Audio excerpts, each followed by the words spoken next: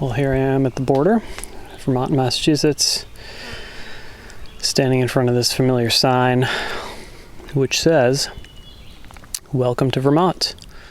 I'm Matt Podolsky, and in 2022, I attempted a thru hike of the Appalachian Trail with my mom. But when I reached the Vermont border, my mom wasn't with me. She had been forced off trail by injury a few weeks previous. The Vermont border marks the start of the Long Trail. This is a special spot for my mom and I. It's where we began our first long hike together just after we lost my dad to cancer. So reaching this point without her gave me some mixed emotions. The Long Trail, maintained by the Green Mountain Club, follows the Green Mountain Range for 273 miles north to Canada. The AT follows the Long Trail for 105 miles. So for the next 105 miles, I would be following the path of both the Appalachian Trail and the Long Trail. The Long Trail actually predates the Appalachian Trail. Construction on this hiking path began in 1912, 9 years before Benton MacKaye wrote his famous article introducing the concept of the AT. In fact, the Long Trail served as the inspiration for the creation of the AT. This would be my third time hiking this 100-mile stretch where the AT and the Long Trail overlap. I did it in 2003 on my first long hike when I was in college, and I did it again with my mom in 2013. But this time was different. This time, I was hiking alone. At least, I thought I was alone. There. I think I'm gonna do the Long Trail for a little bit. Well, I'm done with the AT. for the next 105 miles, you don't have a choice. Yeah. Just after I reached the border, a fellow thru hiker approached and struck up a conversation. I actually did the Long Trail 9 years ago, so Oh, really? so it's a familiar sign for me. Where are you from? Boston area originally, but Oh, okay. I live out in Idaho. Yeah. You want a picture? Oh, no. I'm too sweaty for a picture, I think. All right, Birdman. All right, man. See you up there. I'll see you on the Long Trail. Yeah. As I crossed the border into Vermont, I was officially entering northern New England, by far the most rugged and difficult stretch of the Appalachian Trail. There's about eight miles or so of the Appalachian Trail that is up above tree line along that ridge. And although I was no longer hiking with my mom, I was starting to realize that I wasn't truly alone. Thought I'd be able to tell like which peak is which, but They're all just mountains I gotta climb. This is Common Land, a show about the Appalachian Trail. In this episode, we explore how friendship and community in the outdoors can make wild places feel like home.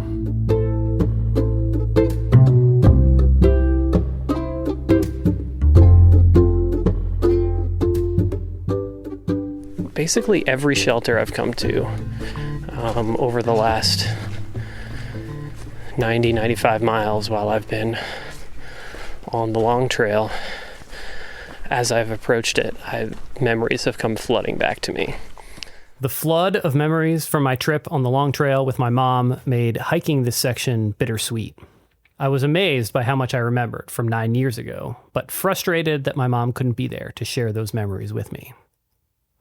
But I was hiking fast, 20 plus miles a day, so I wasn't on the Long Trail for very long. The Long Trail continues north through Vermont towards the Canadian border, and the Appalachian Trail branches to the east towards Hanover, New Hampshire, and the White Mountains. The White Mountains are infamous amongst thru hikers. The climbs are incredibly steep, and the views are spectacular. I'm here in New Hampshire, climbing up Cube Mountain, and partway up and just got a fantastic view. I see the distant ridgelines of the Whites, and then just these puffy white clouds down below, covering the valleys. As I got closer to New Hampshire's White Mountains, I was also getting closer to the origin point of modern mountain climbing.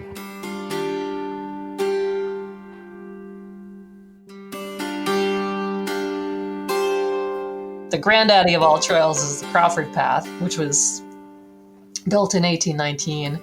Becky Fullerton is the archivist for the Appalachian Mountain Club, or the AMC as most people call it. And the Crawford Path is kind of a legend among trails. It went from Ethan Allen Crawford's house, which happened to be a tavern and an inn as well, to the summit of Mount Washington. Long before any modern hiking trails were established in southern Appalachia or anywhere else in the United States, people began climbing to the top of Mount Washington, the tallest peak in New Hampshire's White Mountains. The Crawford Path, which overlaps the Appalachian Trail for several miles, is the oldest continuously maintained hiking trail in the U.S. That was the main tourist route to really get off the beaten path at that time. During the mid-1800s, enthusiasts cut more trails to the tops of the area's most prominent peaks, but these early paths were isolated from one another. Only one network of interconnected hiking trails was established before the outbreak of the Civil War in New Hampshire's Waterville Valley. My great-grandfather in the 1860s and 70s built trails in the valley that's just across the mountains from where I am now, Waterville Valley. That's Nat Scrimshaw, the chair of the World Trails Network's Hub for the Americas. It's called the Waterville Valley Athletic and Improvement Association. That's generally considered to be the first trail system in the country, making this distinction of not just having isolated trails here and there, but having a trail network that emerged from a valley with an inn and people would come to specifically go hiking. From there, similar networks of hiking trails began to spread across the Northeast like spiderwebs. This is where the Appalachian Mountain Club comes in. The club was founded in 1876 by an MIT physics professor, and at first it was just a group of friends who liked to go out hiking. But as more early hiking enthusiasts joined, volunteers started going out into the mountains to cut new trails. Yeah, this trails committee that AMC forms, and they go on what they call trail sprees. Again, that's Becky Fullerton, the archivist for the Appalachian Mountain Club. They go in like the whole summer long. They all, they take off their summer vacation as a doctor or a lawyer or a professor, and they go for like 4 to 6 weeks at a time. And they build these trails all in one go. They lay them all out. They, blaze them. They measure them. They build shelters, and they go all over the place. And it's really just where anybody can imagine they would want to go with a trail. Suddenly you see them building that trail. I think they also saw it as fun, like fun to build trails. That's Laura Waterman, a longtime hiker and mountaineer who co-authored Forest and Crag, which was first published in 1989 and remains one of the most comprehensive records of mountain climbing and trail building in the Northeast. They were thrilled by how hard it was. I mean, the terrain itself is so thickly forested. It took tremendous guts and perseverance to just crawl your way through there. They had their axes, their wool clothing. They would have had a compass. Don't you wish you could have been along? I mean, it was a burst of trail building over maybe 40 years or less. Not a lot was built in the way of trails after that. Spiderwebs of hiking trails were expanding across northern New England throughout the late 1800s and early 1900s. By the time Benton MacKaye had laid out his vision for the Appalachian Trail in 1921, there was already an extensive network of hiking trails in New Hampshire, and more than 200 miles of Vermont's Long Trail had already been built. Establishing the Appalachian Trail in this region was a matter of choosing a route along existing trails. Protecting my microphone. The enemy of good sound is wind. Yeah. On top of Mount Moosilauke with Chop Chop here. Some other folks about to join us. Mount Moosilauke, 4,802 feet. Super windy up here. But amazing, amazing views in every direction. For northbound through hikers on the Appalachian Trail, Mount Moosilauke, or Moosilauke as some pronounce it, marks one's entry into the White Mountains.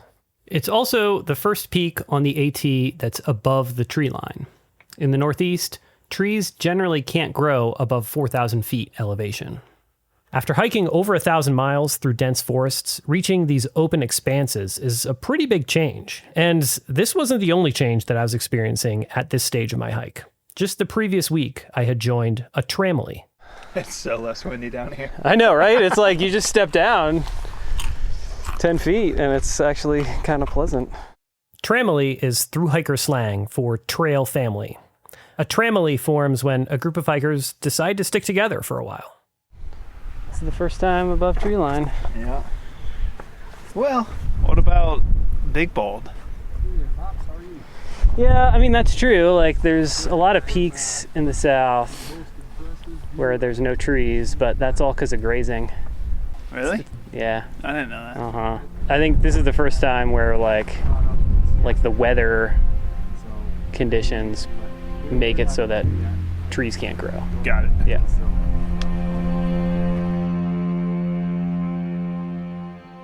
By the time I climbed to the summit of Moosilauke, Chop Chop and I had formed a Tramily with 3 other hikers. We'll hear from each member of my new Tramily after a short break.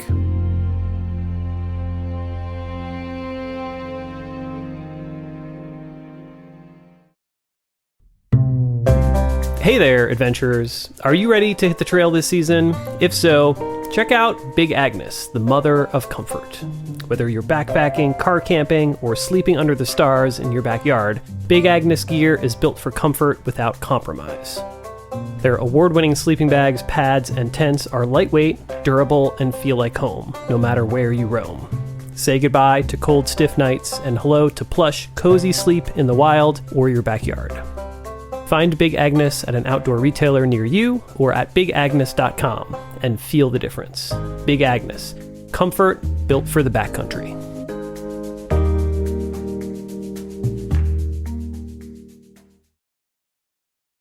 We're back. I'm Matt Podolsky, and this is Common Land, a show about the Appalachian Trail. My trail name is Chop Chop. It's got a multiple meaning. I was banging my sticks together, trekking poles together to get the leaves and debris off, and chopped them together. And there was a couple in front of me that asked if I was chopping at them, which I wasn't. But then my buddy was just like, "Hey, you're Chop Chop," and I liked it. All right, so my trail name is KFC, which stands for Katie from Chicago. I always wear either a Cubs baseball cap or I have a Cubs knit cap. And a buddy of mine who lives in Atlanta was coming up to do a day hike with me. And when she finally found me, she's like, literally every person I asked identified you as Katie from Chicago. And then someone just mumbled like KFC, and a couple thru hikers overheard it and really liked it, and so it stuck. Okay, so my trail name is Koozy. Koozy. I got it, I think it was day 4, we were in Neal's Gap at the cabins there, Blood Mountain Cabins. And we all got a couple beers, and I brought out a koozie, and they're like, "You have a koozie?" And I'm like, "Yeah, no one else brought a koozie on trail?" And they're like, "Your name's Koozy." So that's how that happened. All right. Okay, my trail name is Bear Snack. I try to say it so you can understand it because it's hard because I'm German. My sister actually called me Bärenhäppchen all the time, which loosely translates to a bear snack because she wanted to annoy my mom, who was very worried about me and the bears. And I told this story to a couple hikers in a shelter in the Smokies, I guess, and they said, "Oh, that's a good trail name." And I said, "Yeah, it's a kind of cool trail name," and so I just kept it.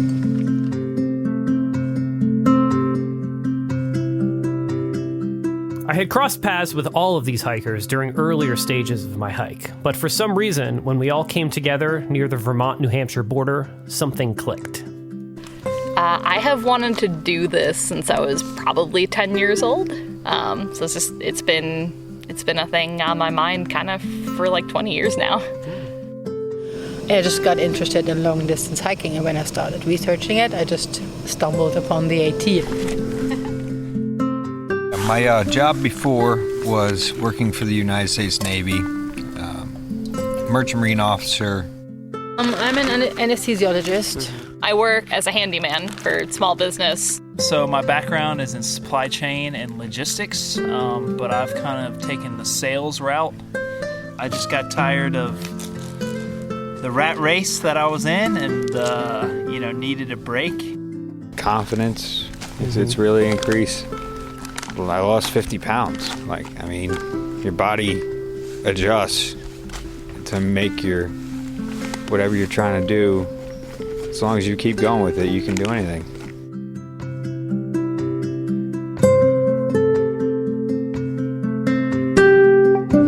I think it's been an amazing journey from start to here, and I'm pumped to be heading into the whites. Candidly, with only a couple states left, my plan is to slow it down and savor every last minute of it and enjoy it and treat it as a vacation. And, but I got a lot of work in front of us. We all do. And it's just part of the journey is just, experiencing that change in mountains, terrain, season.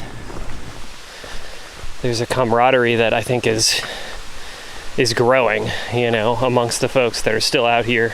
And as we get closer and closer to our end goal, it intensifies a little bit. It's like this mixture of relief and sadness for a lot of folks. A number of people have told me that they're slowing down. Not just because the terrain's getting more difficult, but because they want the journey to last longer. They're not ready for it to end. This was one of the things that my new Tramily bonded over. Our desire to make the most of this last stretch of the hike and to enjoy and appreciate every moment to its fullest. But while I was reveling in the beauty of Musalaki's summit, my mom was plotting her return to the trail. I'm meeting my mom at the end of the day. She's going to jump back on trail with me tomorrow, which is huge. So my mom's been off trail for 3 or 4 weeks. She's been doing physical therapy, so she's jumping in at basically the most difficult section of the entire trail. So it's going to be a challenge, but we'll see what happens. Your triumphant return to the trail. How do you feel? I feel great. Really? Yeah. Yeah? I feel I'm tired because I haven't, the up is hard, but Yeah. I feel great. So far, the Achilles is fine. Wow. Awesome. Yeah. In fact, if anything's giving me trouble, it's my knee. Yeah, But, well, it figures. Yeah. I'm not worried about my knee either, so it doesn't matter. Yeah. But we're already halfway up, so I'm very close to the summit of Lafayette Peak, the highest one on the Franconia Ridgeline. My mom's right behind me.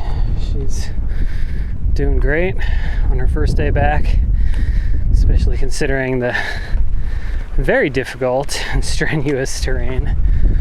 It's super windy up here. Hey, welcome. Did your hat blow off? I was afraid it was going to. So we must be more than halfway, right? Oh yeah, we're definitely more than halfway. Good. I think it's like 6.5 and we have 3.8 or something.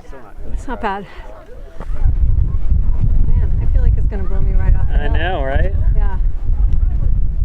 I hike that trail every single week between May and actually into October. Again, that's Nat Scrimshaw.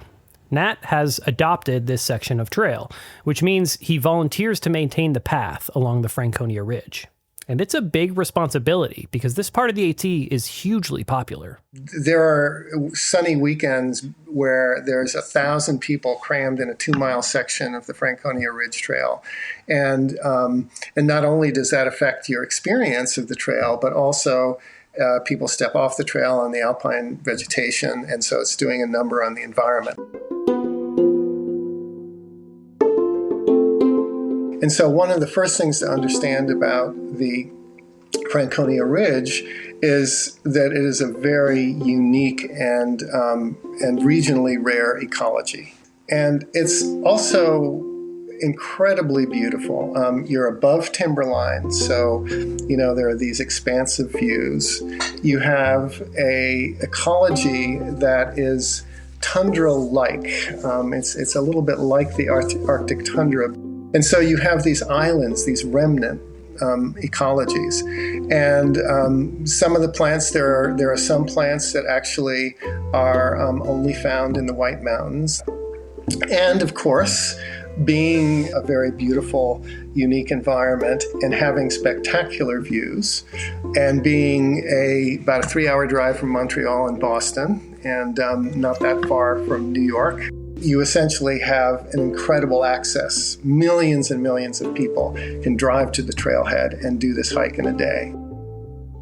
But you know that if you can keep people on the trail, then you're not going to do any more damage to the alpine zone.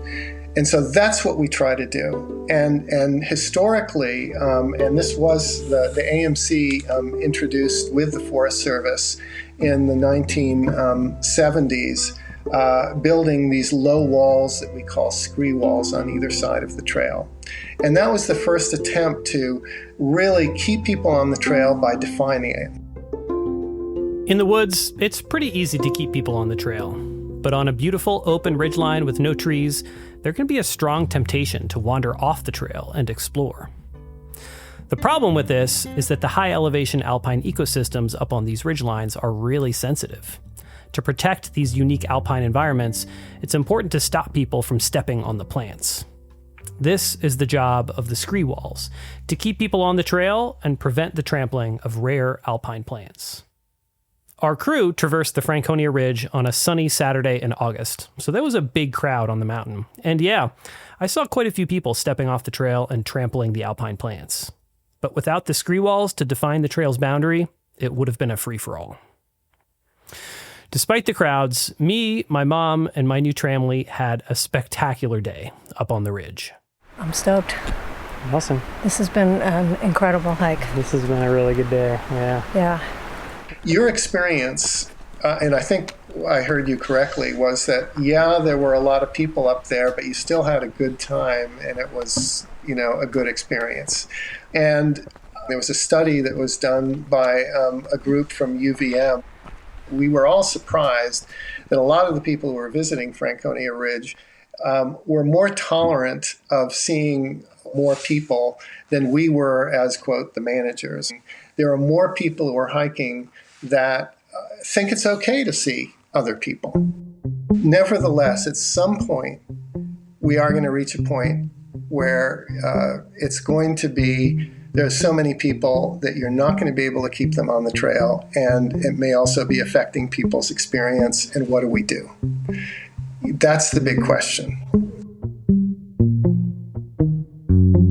I was part of the proposal to our New Hampshire Senator, Senator Jean Shaheen, a request for over $1 million, $1.125 million over 5 years, to work on improving the sustainability of the Franconia Loop. That's Alexander DeLucia, the director of trails for the Appalachian Mountain Club. The centerpiece of the Franconia Loop Trail is the Franconia Ridge. Just under 9 miles, and it's like one of the most popular hikes, as you say, in the world. It's extremely challenging, and the environment that it brings you into is wild. That congressional appropriation was approved, so AMC is administering $1.125 million. We just completed year 2 of the 5-year project. Finally, we have adequate funding over multiple years to not just spot fix problem areas, but to like start to finish redesign this trail. This is the largest scale project that's ever happened on the White Mountain National Forest.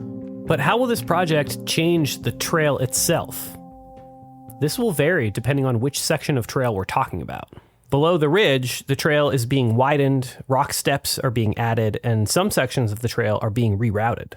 Quite dramatically different, honestly, than the jumbled gully of rocks and roots and things that's kind of a typical, White Mountain experience. But the Franconia Ridgeline poses a very different problem. Along the ridge, what we need to ensure is that we don't have that spillover of like people trampling alpine veg and all that. So keeping people on the designated trail across the ridge, that's the key challenge. But restoration may not be the best way to address this particular challenge. Although the ridgeline is the most famous section of the Franconia Loop Trail, all of the restoration work is taking place below treeline. Instead of working to restore the Ridgeline Trail, the AMC has stepped up their efforts to maintain the trail along the Franconia Ridge. Working alongside Nat Scrimshaw and his team of volunteers, AMC crews work to rebuild scree walls and educate hikers about the importance of staying on the trail. So while work on the Franconia Loop restoration will wrap in 2026, the work of maintaining the Ridgeline Trail is never ending. How you feeling? Good. Yeah? Yeah. Sore everywhere. Want to be at the shelter right now, and I feel fabulous. Ooh, all right. Yeah. Nice. All right. Well, our last climb starts now. It's 0.9 to the top of Garfield.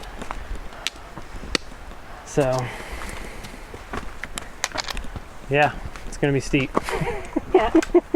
Oh boy. I'm pretty sure. For a change. Uh-huh.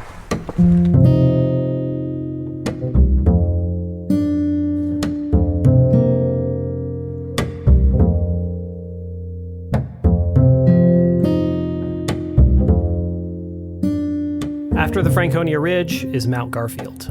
My mom and I reached the bare summit where the rest of our crew was waiting. Together, we made our way down the mountain to a campsite for the night.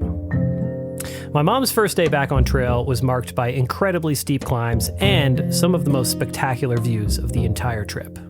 We were right in the heart of the White Mountains. And while she crushed her first day back, the hikes were about to get harder. Finding your own route through this field of giant, irregular, sharp boulders. My mom's knee was bothering her a little bit. I heard her mention something. She said it wasn't her Achilles, but that implied something was hurting. In our next episode, my mom and I reach the highest peak in the Northeast, and I get enmeshed in some of the controversy surrounding the hut system run by the Appalachian Mountain Club. They've used the hut system that they've developed also to help bring an income to pay for their organization. That's their strength and also their weakness. Common Land is a production of the Wildlands Collective. This season was produced in partnership with New Hampshire Public Radio. This episode was produced by me, your host, Matt Podolsky. Music is by Blue Dot Sessions. To listen to the next episode in the series, just search for Common Land in Apple Podcasts, Spotify, or wherever you listen to podcasts. To learn more about the show and to see a full list of credits, go to commonlandpodcast.com.